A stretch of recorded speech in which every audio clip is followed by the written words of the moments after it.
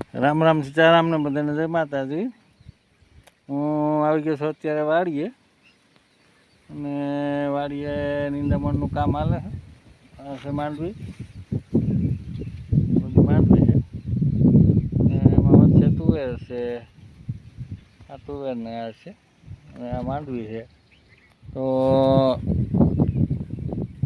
નિંદામણ થઈ જાય પછી યુરિયા નાખવાનું છે, અને યુરિયા ને બેક્ટેરિયા પણ નાખવા પડે એમ છે। જોકે આમાં આપણે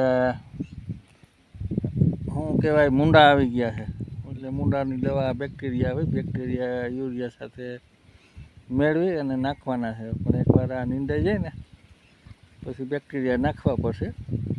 અને માંડવી આપણે આ ગિરનાર 4 બતાવી હતી, બહુ અત્યારે ફર્સ્ટ ક્લાસ થઈ ગઈ છે। આ તમને દેખાય, આ બધી માંડવી છે, અને આ વચ્ચે તુવેરની આર છે। તો અત્યારે વરસાદ આજે નહોતો, તો આજે નિંદામણ કરી નાખી। તો આવી ગયા છે અત્યારે વાડી, અને નિંદામણ ચાલે, હું અહીં બેઠો છું। અને પછી